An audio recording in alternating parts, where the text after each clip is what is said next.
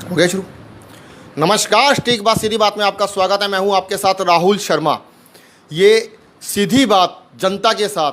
आज हमारे साथ लक्ष्मीकांत शर्मा कांग्रेस के वरिष्ठ नेता हैं जो हमारे साथ जुड़ चुके हैं। कुछ चर्चा करेंगे हम राजनीतिक पर।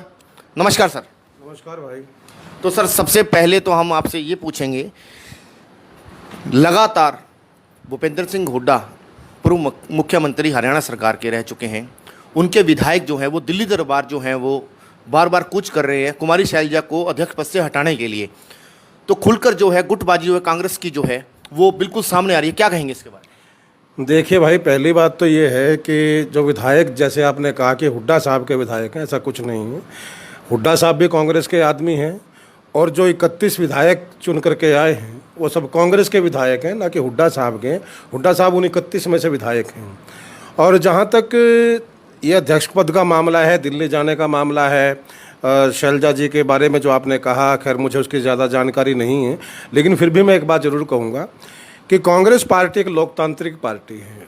कांग्रेस पार्टी में सबको, हर व्यक्ति को, वो तो विधायक हैं साहब, यहाँ तो छोटे से छोटे कार्यकर्ता को भी, मेरे जैसा कार्यकर्ता जो कांग्रेस का सबसे छोटा कार्यकर्ता है, मुझे भी ये हक, और मैं ऐसा करता रहता हूँ कि मैं अपनी पार्टी आला कमान को अपने सुझाव दे सकता हूँ।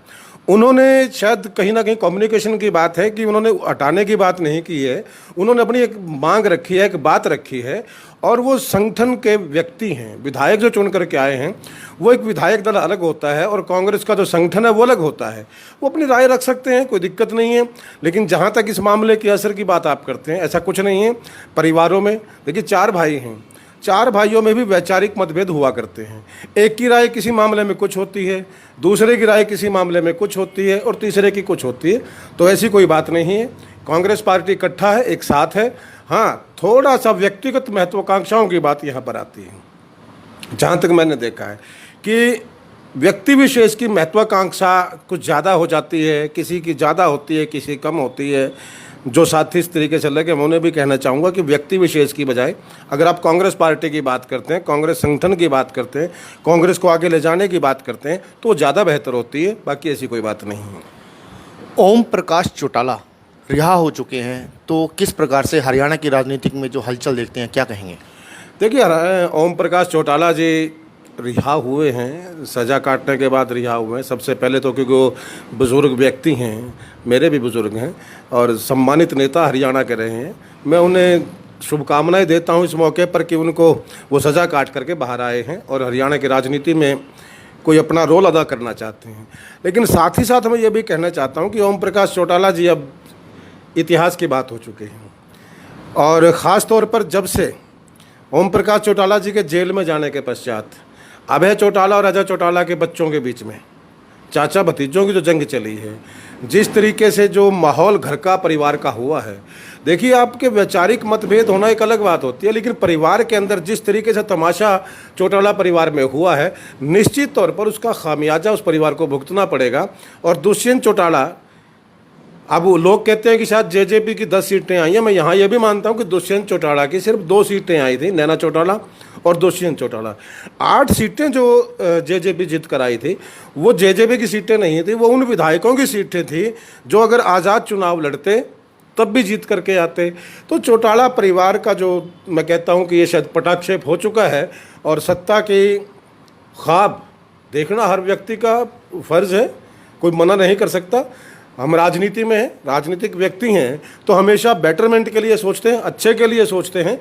लेकिन जहाँ तक जनता का मामला है, जहाँ तक हरियाणा का मामला है, वो अब लोगों के सामने आ चुका है। वहाँ पर कांग्रेस ही एकमात्र विकल्प है जनता के लिए। आज खुद मैं अपनी बात बता देता हूँ कि लोग आज जिन लोगों ने कभी कांग्रेस को जी भर करके कोस करके नरेंद्र मोदी को वोट दिया था, आज मैं ज़्यादा नहीं कहता, अपने शहर की बात करता हूँ, अपने हलके की बात करता हूँ, अपने ज़िला की बात करता हूँ, आज वही लोग हमें रास्ते जाते रोक रोक करके एक बात पूछते हैं कि बोलो शर्मा जी, इस शासक से मुक्ति कब मिलेगी, नरेंद्र मोदी से छुटकारा कब मिलेगा? तो बदकिस्मती है, चुन करके आए हैं ये लोग 2024 तक इनसे छुटकारा मिलना तो देखिए बड़ी मुश्किल सी बात है, क्योंकि राजनीतिक व्यक्ति हूँ और आंखें खोलकर राजनीति करता हूँ, बंद करके नहीं करता। अगर मैं ये कहूँ कि साहब सरकार गिर जाएगी, भाग जाएंगे ये लोग, ऐसा कुछ होने वाला नहीं है। 2024 तक हिंदुस्तान की जनता को और हरियाणा की जनता को नरेंद्र मोदी और उसके साथियों के कर्मों की सज़ा भुगतनी पड़ेगी।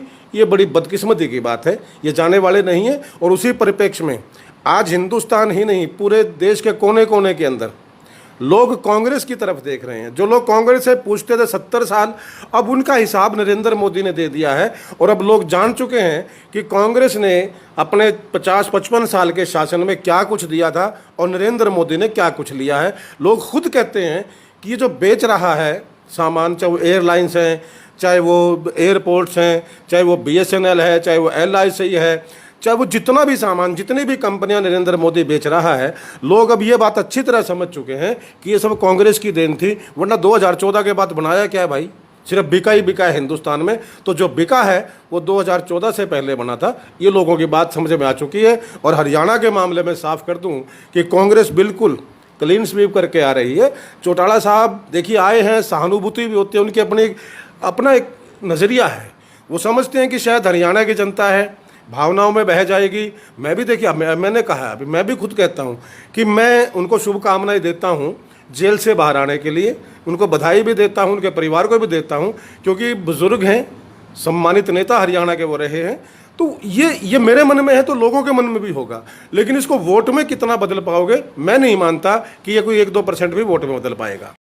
हरियाणा सरकार की राजनीति की, अगर जो हरियाणा की राजनीति की बात करें शर्मा जी, तो यहाँ पर 3 लाल कहलाए जाते थे, देवीलाल, भजनलाल और बंसीलाल। भजनलाल और बंसीलाल का तो आपने पार्टी का हाशर आपने देख ही लिया होगा। जी हाँ, भजनलाल कांग्रेस के थे, जिनके कंधों पर बहुत बड़ी जिम्मेवारी थी, बहुत बड़ी कमान थी। काफ़ी अरसे तक, 30 दशक तक उन्होंने काफ़ी अच्छा, मतलब कि काफ़ी रुतबा भी रहा उनका और उन्होंने राज भी किया हरियाणा पर। और रही बंसीलाल की पार्टी, वो भी फिर लुप्त हो गई है, विलुप्त हो गई है। और अब करते हैं देवीलाल की बात। देवीलाल की आगे पार्टी के बारे में आप क्या कहना चाहेंगे? क्या ये दोबारा जीवित हो सकती है? देखिए साहब, ये बड़ी सीधी सी बात है कि चौधरी देवीलाल भी किसी वक्त कांग्रेस के नेता होते थे। कांग्रेस से निकल कर उन्होंने अलग पार्टी बनाई थी, जो भी बनाया उन्होंने। और जहाँ तक कांग्रेस से अलग होने का मामला है, कांग्रेस से अलग होने के बाद कभी किसी का हश्र अच्छा हुआ नहीं है। वो चाहे राविंद्र सिंह भी रहे हैं, आपने बंसीलाल और भजनलाल का नाम लिया, लेकिन इनसे पहले राविंद्र सिंह भी रहे हैं, उन्होंने भी अलग पार्टी बनाई थी, तो उनका हश्र भी वही हुआ। भजनलाल जी का देखिए, वो निश्चित तौर पर एक गैर जाट के एक अच्छे नेता थे और इसी बात में आकर के उन्होंने एक हजका के नाम से पार्टी बनाई थी, लेकिन इतना आसान रहता नहीं है। उसी तरीके से चौधरी बंसीलाल जी से जाट लैंड के जो बड़े नेता थे, उन्होंने भी हरियाणा विकास पार्टी के नाम से पार्टी बनाई थी। अंततः उन्हें कांग्रेस में आना पड़ा।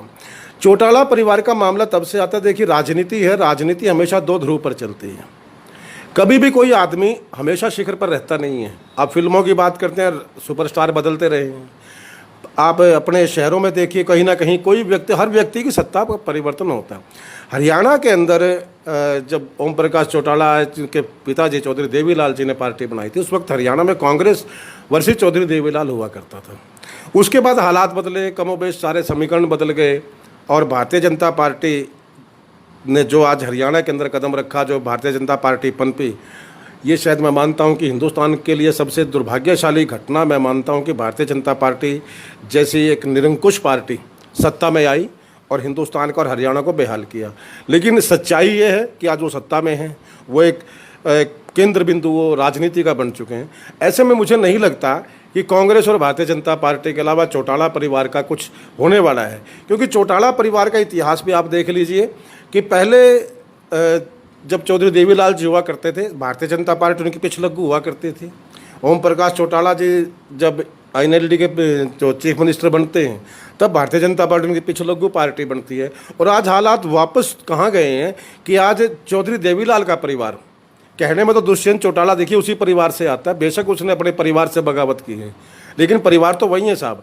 आज वो भारतीय जनता पार्टी के पीछे पीछे चल रहे हैं, दो मिलाते हुए चल रहे हैं, हरियाणा के हितों को अनदेखा करके, हरियाणा के हितों को दाव पर लगा करके चल रहे हैं। और मैं दुष्यंत चौटाला के लिए कहना चाहूँगा कि देवीलाल की अगर कमाई थी, देवीलाल ने अगर राजनीति में कुछ कमाया था, वो दुष्यंत चौटाला ने बिल्कुल तबाह कर दिया, बर्बाद कर दिया भारतीय जनता पार्टी के साथ लग के।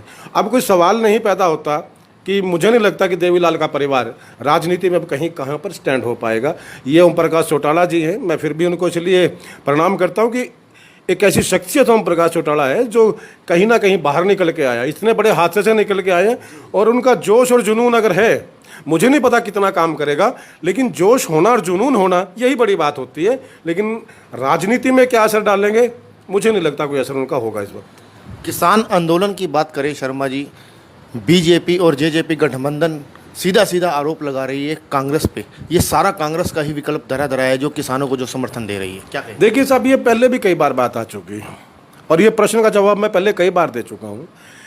मैं लानत भेजता हूँ भारतीय जनता पार्टी की सरकार पर कि भारतीय जनता पार्टी की सरकार केंद्र में है, भारतीय जनता पार्टी की सरकार हरियाणा में है, कांग्रेस के टोटल 52 सांसद हैं, हरियाणा में 31 विधायक हैं।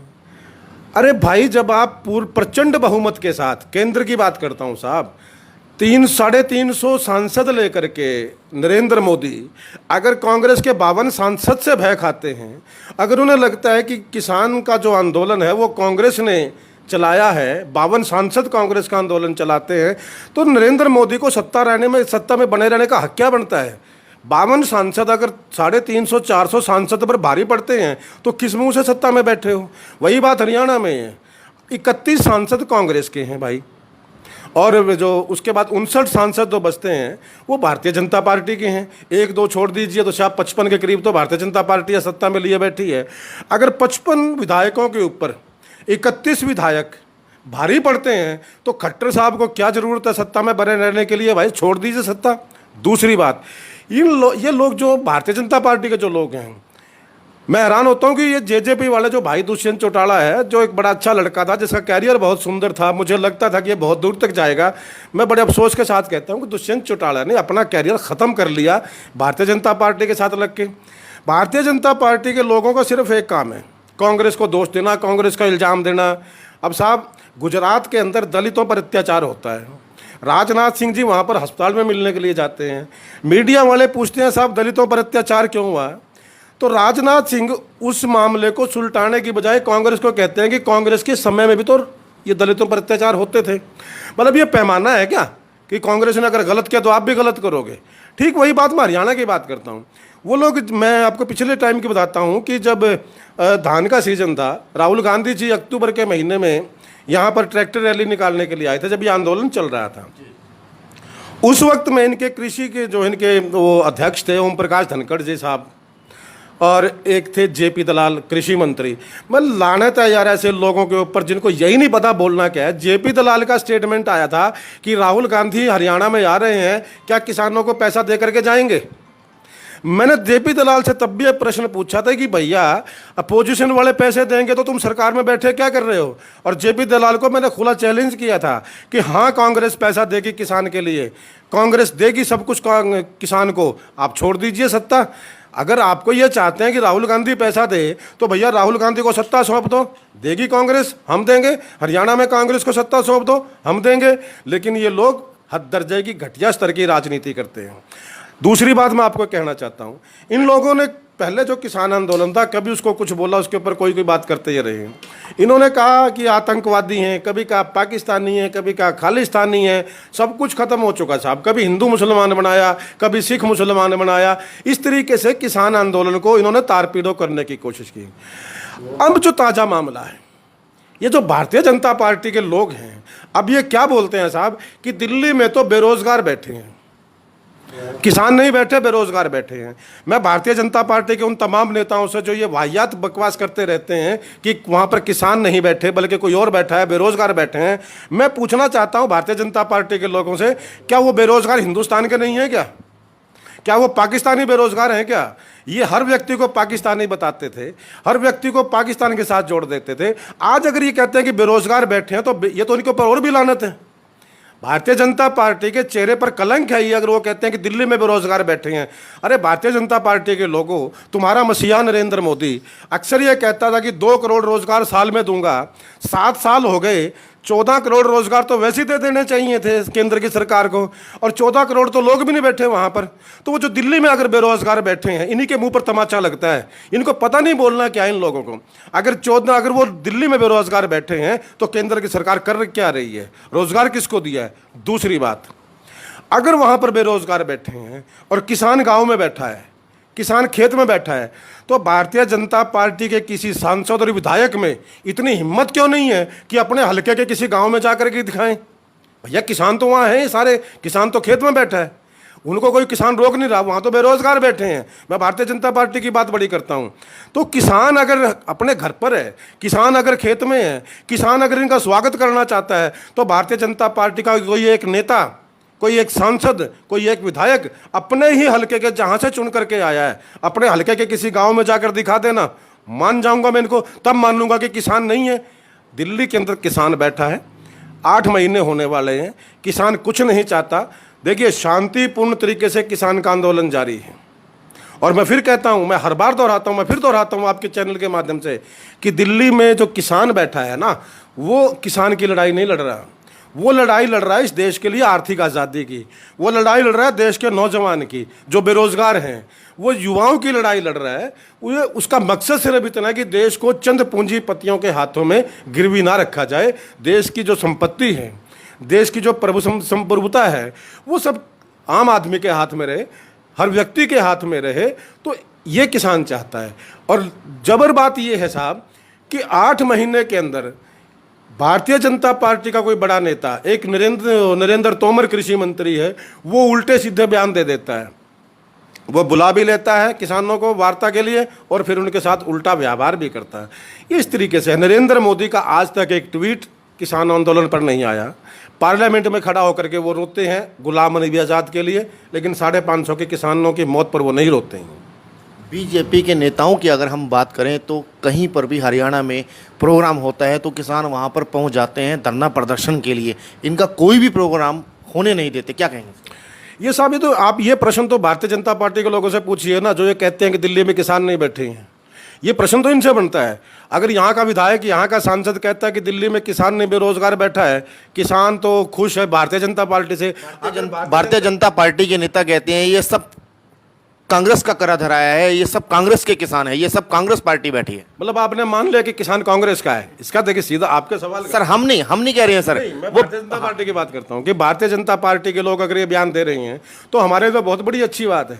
इस देश के किसान के लिए अच्छी बात है कि उन्होंने मान लिया कि कांग्रेस किसान के साथ खड़ी। हम यही तो चाहते हैं कि किसान ही नहीं, इस देश के आम नागरिक के साथ, इस देश के किसी भी पीड़ित व्यक्ति के साथ अगर कहीं पर अत्याचार होगा, अगर कहीं पर अन्याय होगा, किसी माँ बहन बेटी के साथ अत्याचार होगा, कोई युवा के साथ अत्याचार होगा, तो कांग्रेस हिंदुस्तान के हर नागरिक के साथ कांग्रेस का हर कार्यकर्ता कंधे से कंधे मिलाकर खड़ा है। और मैं इस बात के लिए भारतीय जनता पार्टी के नेताओं का, प्रधानमंत्री का और उनके मुख्यमंत्री का धन्यवाद करता हूँ कि आखिर उन्होंने स्वीकार किया कि किसानों के साथ या इस देश के हर नागरिक के साथ कांग्रेस खड़ी है। आपने मान लिया कि पेट्रोल डीजल के रेट बेशर्मी के साथ, बेहयाई के साथ, बेगैरती के साथ नरेंद्र मोदी हर रोज बढ़ाते हैं, कांग्रेस हर रोज प्रदर्शन करती है, लेकिन चिकने घड़े हैं साहब, इन पर असर कोई नहीं है। शर्मा जी, एक समय ऐसा था अंबाला के अंदर खुद वित्त साहब अर्धनग्न होकर, भारतीय जनता पार्टी के जो नेता अर्धनग्न होकर महंगाई के ऊपर उन्होंने प्रदर्शन किया था, तो वहीं पर कांग्रेस फिर अब प्रदर्शन दोहरा रही है, तो क्या कहें? देखिए साहब, ये केवल अंबाला की बात नहीं, मैं आपको बताऊं, ये देश के बहुत से हिस्सों में हुआ था। और मैं ये कहता हूं कि अर्धनग्न प्रदर्शन, देखिए अगर कोई नंगे बदन कोई व्यक्ति जाता है ना, मतलब सभ्य समाज है, हिंदू समाज है, हिंदू संस्कृति की बात करता हूं क्योंकि ये हिंदू संस्कृति के ठेकेदार बने घूमते हैं। हिंदू संस्कृति में कपड़े उतारना बड़ा शर्मनाक शब्द माना जाता है, लज्जाजनक शब्द माना जाता है, लेकिन भारतीय जनता पार्टी के तमाम लोगों ने 2013 में कपड़े उतार दिए थे, वो नंगे हो गए थे साहब। आज अब वो गलत नहीं थे, हम गलत सोच रहे थे। आज हमें पता चला है कि वो नंगे क्यों हो रहे थे। उन्हें यह था कि जिस दिन हम सत्ता में आ जाएंगे हम ऐसे ही कपड़े उतार करके घूमेंगे और कोई हमारा कुछ बिगाड़ ना सकेगा। जो लोग उस वक्त नंगे बदन होकर के 10-10 पैसे में नंगे बदन हो जाते थे, आज वो लोग कहाँ हैं? आज स्मृति ईरानी इतनी मोटी हो चुकी है कि सारा विकास खुद ही कर गई। आज स्मृति ईरानी कहाँ, जो प्रधानमंत्री को चूड़ियाँ भेजती थी, नैतिकता कहाँ मर गई उनकी आंखों की। आज नरेंद्र मोदी साहब दाढ़ी बढ़ाए जा रहे हैं, उसके अनुपात में महंगाई बढ़ रही है। तो मैं नरेंद्र मोदी साहब से विनती करना चाहूँगा साहब कि ये महंगाई का अगर कोई दाढ़ी कनेक्शन है तो इसको छोटा कीजिए यार प्लीज़। इस देश के आम आदमी को, इस देश के नागरिक को, इस देश के हर व्यक्ति को बचा लीजिए, क्योंकि आज हिंदुस्तान का हर नागरिक तबाही और बर्बादी के बारूद पर बैठा है, और वो बारूद है महंगाई का। महंगाई से हर आदमी का जीना मुश्किल हो गया। मैं कांग्रेस की बात आपने की कि कांग्रेस प्रदर्शन कर रही है और भारतीय जनता पार्टी करती थी। भारतीय जनता पार्टी प्रदर्शन करती थी बेशर्मी के साथ, कपड़े उतार करके। और जब देश के चाहे वो किसान था, चाहे वो व्यापारी था, चाहे वो कर्मचारी था, जिस व्यक्ति ने कांग्रेस के शासन में प्रदर्शन किया है, अपनी मांगे को जो सरकार के सामने रखी है, आप इतिहास उठा लीजिए, कांग्रेस ने उन समस्याओं का समाधान किया है। लेकिन आज साहब 8 महीने से किसान आंदोलन चल रहा है और भारतीय जनता पार्टी बड़ी बेशर्मी के साथ सत्ता में बैठी है, एक शब्द नहीं बोलते। आज महंगाई से हर व्यक्ति बुरी तरह से निचुड़ रहा है। अभी अभी 90 रुपये 1 पैसे गाड़ी में डीजल दिलवा करके आया हूँ। 100 रुपये पेट्रोल का रेट है कुरुक्षेत्र जैसे शहर में, 1000 रुपये का गैस का सिलेंडर है। कैसे तबाह करना चाहते हो, कैसे मार देना चाहते हो इस देश के लोगों को? तो लेकिन देखिए, पिछले 2 महीने से कांग्रेस लगातार प्रदर्शन कर रही है, और मैं कांग्रेस की बात नहीं करता कि कांग्रेस प्रदर्शन करती है। इस देश का आम नागरिक उस प्रदर्शन से जुड़ा है, और व्यक्तिगत रूप से भी, सिर्फ कांग्रेस की बात नहीं करता मैं साहब, क्योंकि यह मामला आम आदमी के साथ जुड़ा है। भारतीय जनता पार्टी फिर कहेगी कांग्रेस राजनीति करती है। इस देश का हर विपक्षी दल, इस देश का हर नागरिक जो हिंदुस्तान से जरा सा भी लगाव रखता है, जिसको ट्वीट के पैसे नहीं मिलते, जिसको एफबी पर पोस्ट करने के पैसे नहीं मिलते, जिसको मैसेंजर और ये क्या वो इंस्टाग्राम है, इन पर पोस्ट डालने के पैसे नहीं मिलते, वो लोग, हिंदुस्तान का वो नागरिक आज इस सरकार के खिलाफ प्रदर्शन करता है। लेकिन अफसोस इस बात का है कि इस सरकार पर जूं तक नहीं रेंगती। कांग्रेस जनहित में वापस आती थी, कदम पीछे हटाती थी, लेकिन नरेंद्र मोदी उसी अनुपात में जितना प्रदर्शन होता है उससे उतने ज़्यादा वो आगे निकल जाता है साहब। बहुत बहुत धन्यवाद शर्मा जी आपका। धन्यवाद भाई। ये थे हमारे साथ वरिष्ठ कांग्रेस नेता लक्ष्मीकांत शर्मा जी। बने रहिए, सटीक बात, सीधी बात जनता के साथ में। और तमाम खबरों के साथ मिलते हैं आपको राहुल शर्मा के साथ। धन्यवाद।